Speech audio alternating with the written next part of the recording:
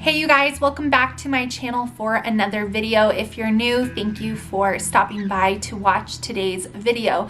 Judging by the thumbnail of the video, you can probably tell that I am going to be giving you guys a follow-up to a pretty intense video that I shared here on my channel 3 years ago, it says.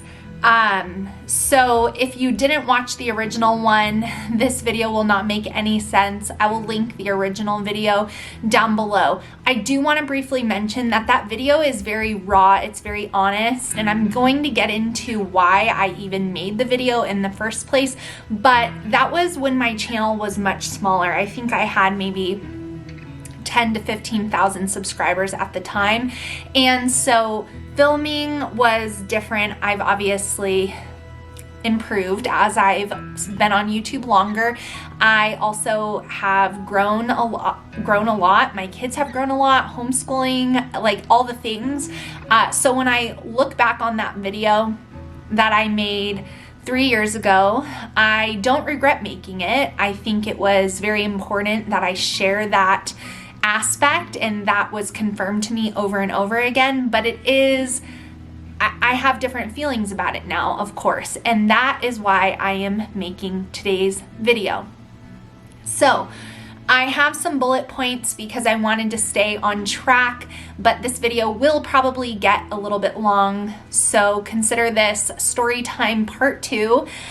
If you are new to my channel, this video right here, this story time homeschool group drama, how to deal with being kicked out of our homeschool group. It is my most viewed video on my YouTube channel. Can you even believe that? I have made tons and tons of videos. I've made videos on morning routines and homeschooling and high school homeschooling and curriculum reviews and all of that. But still, the most viewed video on my channel is that video. You can see right here, I actually pulled it up, that on my channel, I only have 2 videos, my finger's stuck in my loopy, with over 100,000 views. Those are the 2 videos. There's a Costco video that went semi-viral for my channel, and there's this Storytime video that I filmed 3 years ago, and this is about that. It's approaching 4 years. It will be 4 years probably by the time you guys see this. So let's just say 4 years ago. So yeah, only 2 videos with over 100,000 views. So this video has 112,000 views as of today. It has 2.5K, so 2,500 thumbs up, and it has 950 comments, which is astronomical. This video went live on December 17th of 2018, and it brought a lot of you actually to my channel. And there's a wide variety of comments on here. I couldn't keep up. I gave up a long time ago, but I'm looking on the video right now, and there's comments from even 4 days ago, 2 weeks ago, 2 weeks ago, 2 weeks ago, 3 weeks ago, 3 weeks ago. You know, lots. I want to follow up on this because I'm going through this now. Thankful to know I'm not alone. All this. Someone, I know this is an old video. This is stories, precisely why I stay away from groups of women. Oh, I'm listening on the whole thing. We switched co-ops. Glad I never joined. Like, just thank you for being open. These are just the first few comments. So this video is still getting views to this day, and it's still getting comments to this day, which is further confirmation of why I made it in the first place. So that is where we are going to start, is what was my intention behind making that video? Well, at the time, I was actively going through that situation, and in the video, I never gave names, I never gave specifics, and I'm very glad that I didn't. I was angry at the time and tempted to do so in some ways, but I'm glad in hindsight that I never did. The video was less about the specific people that I was dealing with and more about the story as a whole. And I think that my ability to convey that in the video was, if I do say so myself, done pretty well, because so many of you guys have watched that video because you have been in similar situations. That is something that is not talked about, especially in the homeschooling community, even more so in the Christian homeschooling community. Women just don't talk about that. Women don't talk about the difficulty in friendship circles at church. Women don't talk about the feelings of being left out of moms groups and things like that. And homeschooling moms specifically do not talk about the difficulties in joining homeschooling groups, how that can be a very negative experience, how watching everyone on social media have these wonderful communities can be really sad if we have walked through something and it didn't look that way. So my intention behind the video was to be honest about something that I was going through, because I do feel a certain level of accountability to not just share how wonderful homeschooling is, and it is, and how much it's a blessing to me, because it is, but to share, some of the hard things, especially when it's about me. I won't really share what my kids are going through because I don't feel like that's appropriate. Occasionally I'll allude to something and say, yeah, we're walking through a difficult situation with our teenager or something like that. But I'm not going to give away details of my kids' lives. But this was about me. And so I felt a responsibility to you guys. Even when my channel was so much smaller, like I said, about 10 to 15,000 subscribers, 3 years ago, almost 4 years ago. And I felt an obligation to be honest about something difficult in homeschooling that I was going through. And what I wanted to convey in that video was to let people know you're not alone. You're not alone if you go through this. Also, you're not alone if you're not a part of a homeschooling group. And also, you don't have to have a group to be a really wonderful homeschooler and create a wonderful homeschooling environment. So that was my intention. I believe that as women, we best connect when we're authentic, and that's why when you come to my channel, I am always authentic. My authenticity will offend people at times, but I just cannot pretend to be anything that I'm not. And what you see is what you get. I am the same way in real life as I am on the camera, and that video 4 years ago is proof of it. So my intention behind it was to be honest about what I was going through, to comfort those of you who would go through something similar, to just bring awareness to the topic, because like I said, people don't talk about this. However, like I said in the very, very beginning of the video, I am much different. I have matured. I have grown. I have learned a lot through that situation and looking back, and I will get to all of that. But the follow-up is what happened after that video. I debated on sharing this aspect because this was rough. This was more difficult for me to practice self-control than even dealing with the group situation. Especially because the group situation actually was a result of me standing up for my friends. And so anyway, without going backward, let's talk about what happened once that video went live. Some people through the years have left comments on the video, and like I said, I don't even keep up with those comments anymore because I can't. And I don't want to, but I've never turned off commenting. It's always been on and it's always been open. And there were accusations made at me, thrown at me, that I was making that video to like get back at people that were a part of the situation. And I just challenged that with, if I wanted to air someone's dirty laundry, I could have said names. I could have been very specific in detail without even naming names, but I could have been really nasty, and I wasn't. And I'm very thankful that I didn't stoop to that level. But once that video went live, there was a lot that happened after it, a lot. And To be honest, I was a little surprised because these women were acting so irrational and so any other word to say besides crazy. But they really, really crossed a lot of boundaries and a lot of lines, which was extremely hurtful. But I didn't expect any less from women like this. It fit their character perfectly, actually. So after that video went live, I had them contact my church leadership, which was appalling and alarming to me. Number one, because my church had nothing to do with the video. The homeschool group was in no way affiliated with my church at all. This person, I believe, grew up in a religious background, attending a church where the church leadership can discipline a member if they're not living up to certain standards. And I think that that's where this idea came from. Little did she know that in the Christian faith, your pastors can provide counsel, but they can't ever kick you out of your church because they don't like what you're doing. That's not the way Christianity works. But she tried. And so she contacted my church leadership to try to see if they could force me to remove the video, which they obviously couldn't. That was more embarrassing than anything, and I felt embarrassed.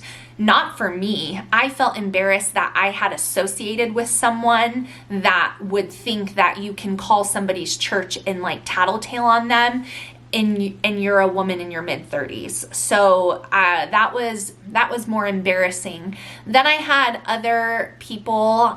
There was about a group of 3 of them at the time that were, in cahoots together to try to, I don't know what their goals were, but they contacted a few of my sponsors for videos on my channel. One of which still is a sponsor today, and we have a really wonderful working relationship together. But they knew that I was really excited about an opportunity with this particular company, and that I had been working really hard on developing what I was going to be sharing, and they attempted to get people to flood their customer service with requests to cancel me from coming to that event. They attempted to comment on this company's Facebook pages when they announced who would be coming and who would be doing what. They were commenting on there, saying that, I was like a disgrace and that I shouldn't be offered that opportunity. And so they really tried to go after my livelihood as well. And this was pre-2020, so this was pre-popular cancel culture, but they definitely tried. Thankfully, my character and who I am, spoke loudly enough that once I had a conversation and explained what was going on, they were apologetic that I was even enduring such a thing. And of course it did not work, but they attempted, which speaks volumes. So that's really what happened after the fact.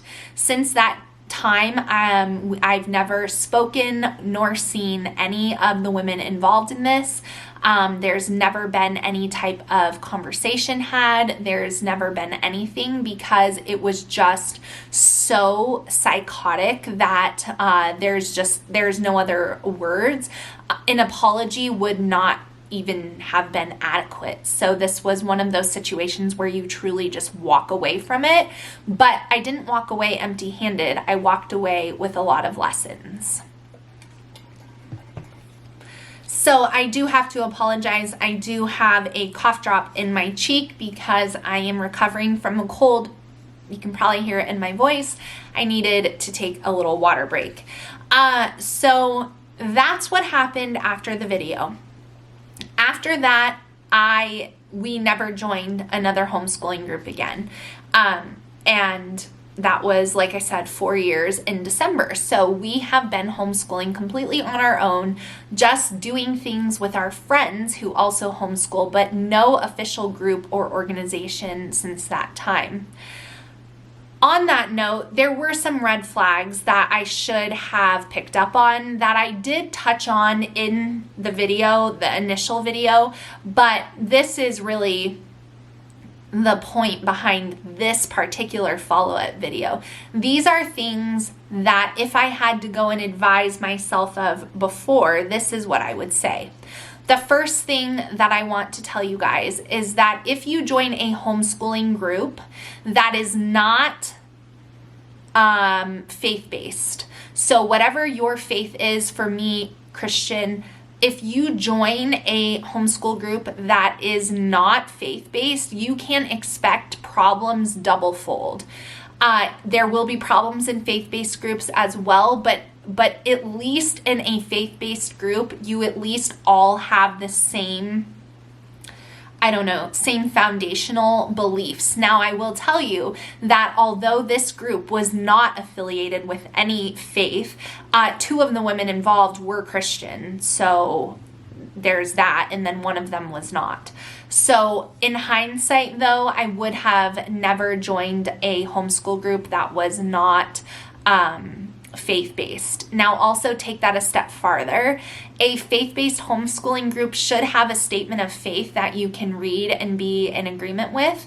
And I personally would not join a Christian homeschooling group that didn't have a statement of faith, because even within the Christian homeschooling community, there's a lot of things that are not Christ-like and a lot of beliefs that have trickled their way into Christianity, which is not Christianity at all, that I personally would not be okay with. So a faith-based group that has a statement of faith is something that I think is pretty valuable, and red flag number 1, I would never do that again. The second thing is that I would never join a group because I feel like I had to. So this group was forming when I was very first starting to homeschool, and I was a member of it for about 2 years before this incident occurred. So, but I joined the group because I felt like I needed to be in a homeschooling group to homeschool when I very first started. And I wish that I would have actually just had the confidence to do it on my own and then see what was out there and not feel like I had to join a group. Let me tell you guys, I am so much happier without a homeschooling group. My kids have been so much happier without a homeschooling group. We have real freedom in homeschooling because we are not a part of a group. And I think that speaks volumes to the type of group that we were in. I know a lot of people are blessed by their group or blessed by their co-op, and that is amazing. But if you are feeling like you need to be in a group just because, no, you don't. And you'd honestly probably be better off without it. So that is like red flag number 2. Don't feel like you have to join a group. Now, as far as dealing with women like this, there are a few things that I think are important to watch out for. And I'm going to try to be very delicate as I say this because I do not want to be offensive. That is not my intent at all. But I do think that it is important to pay attention and be discerning and not overlook things continuously in the name of grace and being a peacemaker, because you are potentially putting yourself into harm's way, which is what I did. So the first red flag is that if you meet someone or if somebody comes into your life and let's say they're a friend and they lived out of town and then they come back and they are suddenly wanting to infiltrate every area of your life, meaning join the homeschool group you're in, go on every field trip with you, come over to your house, join your church, go to your gym, if they're like coming in like that and trying to get their tentacles in everything you do, that is a red flag. There needs to be boundaries and there needs to be respect, that just because I do something doesn't mean that I have to invite you to it. That doesn't mean that I'm a bad friend.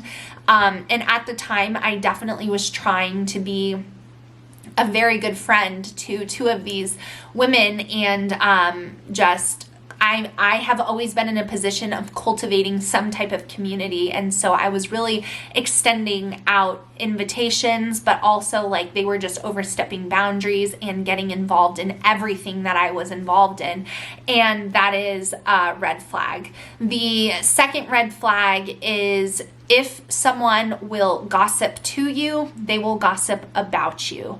So both of these women in particular had talked to me about other people in not the best light, and anyone that is willing to do that will also do it about you when you are not there. So pay attention to that. The next red flag that I have to share with you comes down to mental health. Now, this is where I want to be careful with my words.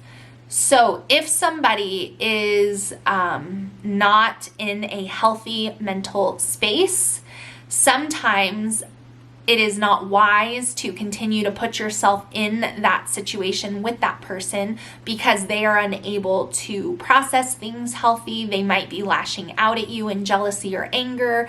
There might be a lot going on with them personally that they're walking through, and it is coming out and being projected on you.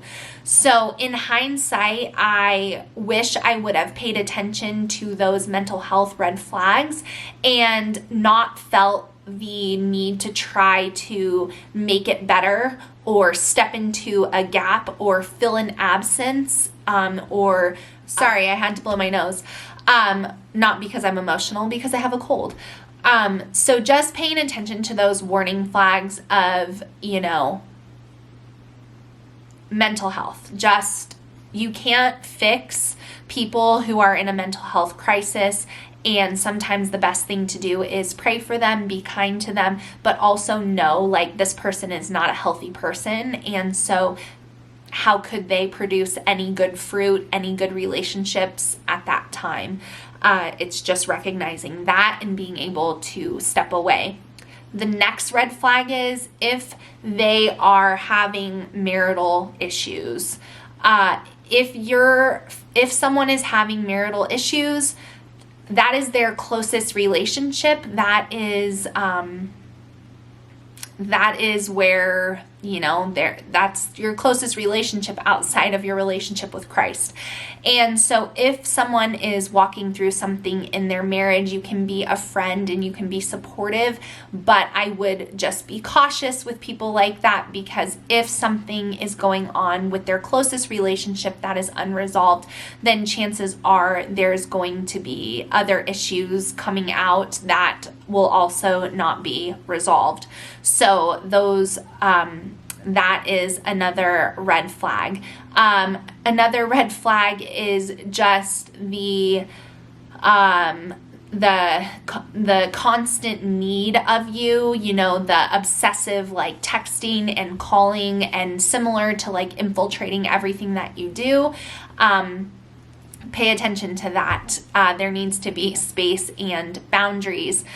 And mostly if you are walking away, this is the last little red flag that I have for you. If you're walking away from being with these moms that you're in whatever capacity in these moms groups, and you are feeling tired, exhausted, like it's taking away more than it's adding value to your life, know that it's okay to walk away. It doesn't have to take something like this to happen for you to step away from an unhealthy situation or a place where you don't really feel included, or just it's not really working out for whatever reason. And know that you don't have to explain yourself on your way out. You can just say, this isn't working out for my family anymore, and you can take a step back.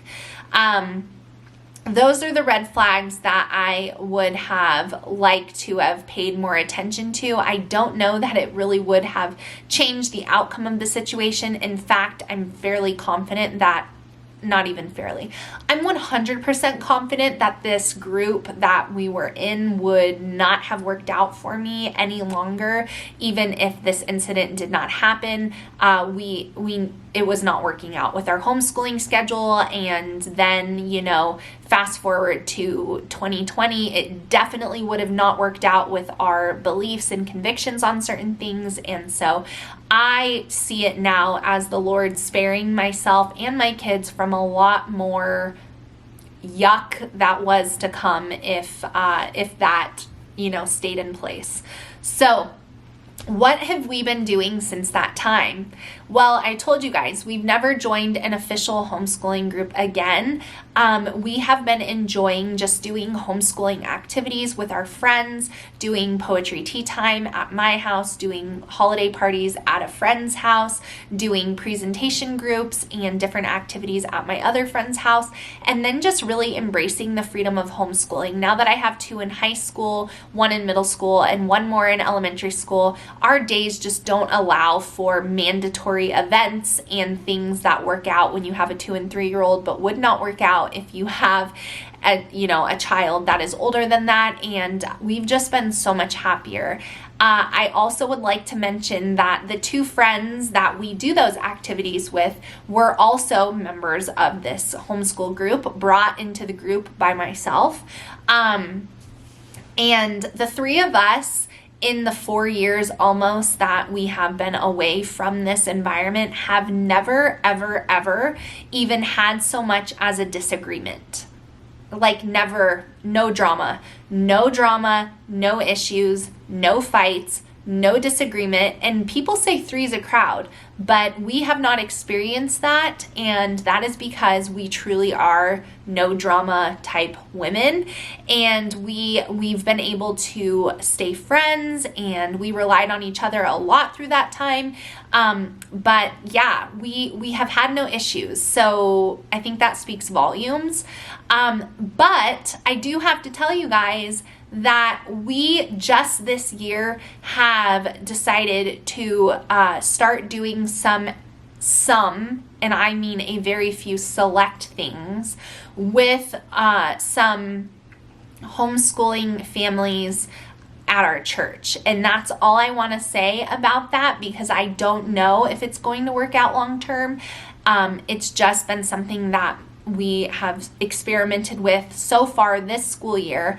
And my hesitancy has been great, but I didn't want my hesitancy, because of my experience, to prevent my kids from maybe having some positive experiences. And so I ensured and triple checked the requirements, and I'm very pleased with the lack thereof. It's just more like do what you want to do what you don't want to do type thing, and we'll see what comes of it. I am not looking to get involved in a co-op. I am not looking to get involved in a stringent homeschooling group ever again. And I'm also not interested in bringing people into the group. I'm not looking to grow the group. I'm not looking to help with the group. Like, we're truly just being consumers of the group for now, and we'll see how that goes. I'm cautious. I'm proceeding with caution. And that is where we are at now. We have been loving our homeschool and homeschooling journey without a group for 4 years. In fact, it is preferred. And that is where we're at now.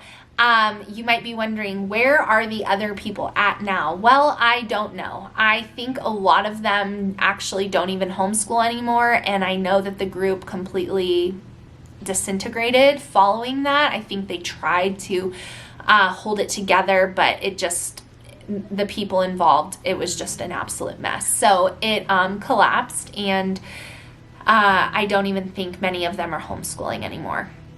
But I don't know that for a fact, because like I said, I haven't had contact with anyone from that group since that time. So that is the long-awaited update to that Storytime video. I learned a lot through that experience. I can see that God was protecting me through that experience. I can see that certain people were really, really, really weaving their roots into mine and trying to, trying to get involved in every aspect of my life. And That is not good ever. Run away from women like that. That's the lesson. So that's the little update. Let me know if you guys have any questions about this down below. When I made that video almost 4 years ago, I never expected to even come back on and talk about it again. But I felt like I've been asked a lot. People want an update on what I've done since then. What do I think? What would I join another group? And I feel like I answered that, as well as gave you guys a little bit more information to what happened after that. It was a very annoying time for sure. But like anything, difficult seasons don't last forever, and I'm better for it. My kids are better for it, and my friendships with my other two friends are stronger because of it. So that's it, guys. I hope you enjoyed listening to me chat about this. As always, feel free to leave a comment down below. Just keep it kind and respectful.